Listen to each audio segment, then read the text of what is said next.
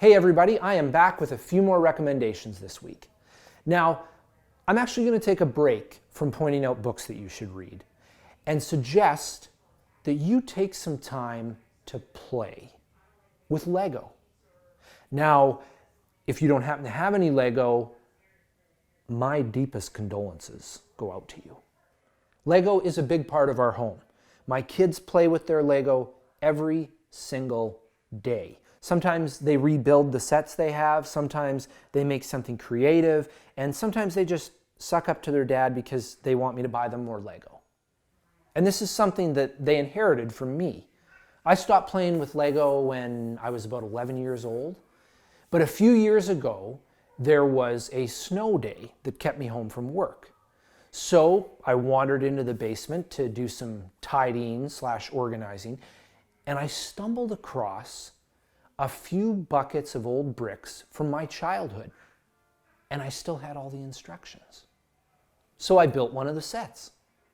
And the combination of the nostalgia of my childhood, the amount of focus it took to find the pieces, and the sense of completion I felt when I finished building was enough to get me hooked again.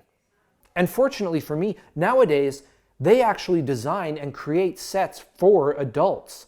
There are some fantastic sets out there, like the recreation of the TV show Friends, a look at the Upside Down from Stranger Things, and the top item on my birthday list, the Millennium Falcon.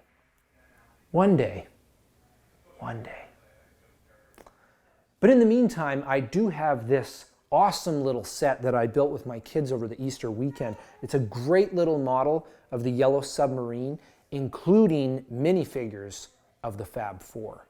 Now, for those of you who don't know this, I am a big Beatles fan. I'm not sure if you noticed, but this backdrop behind me is actually a canvas of John, Paul, George, and Ringo. Speaking of the Beatles, this brings me to my movie recommendation. The 2001 Jesse Nelson film starring Sean Penn and Michelle Pfeiffer, I Am Sam. What does this have to do with the Beatles, you ask? First off, nobody asked that. You're sitting in the living room talking to yourself. And secondly, I'll answer that question. The entire soundtrack is Beatles songs. And Penny Lane is going for a nap. Well, that was disruptive and irritating, but she's right. The thing is, all of the songs are performed by other artists. There's some really good covers, including Granddaddy's version of Revolution, Across the Universe by Rufus Wainwright, and Lucy in the Sky by the Black Crowes. But the best tribute is done by Pearl Jam's Eddie Vedder. His version of You've Got to Hide Your Love Away is one of the only songs that I feel is better than the original recording. That song is actually originally from my final recommendation, the 1965 Beatles album, Help. If you've heard the title track, you know it's super catchy and upbeat. But it is literally a cry for help, which makes sense since Lennon originally planned for it to be a mid-tempo ballad.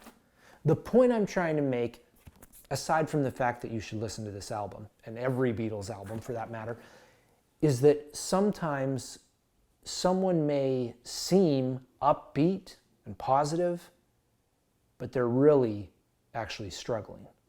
And there are a lot of people struggling right now. I know the Facebook posts may say, I feel fine, but I've got a feeling that's not always the case. There's a lot of people having a rough go right now. So please reach out to those you know who deal with depression and anxiety. We can all get by, but sometimes we need a little help from our friends.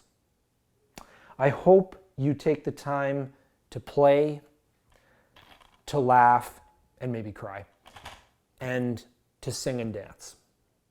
Stay safe, everyone.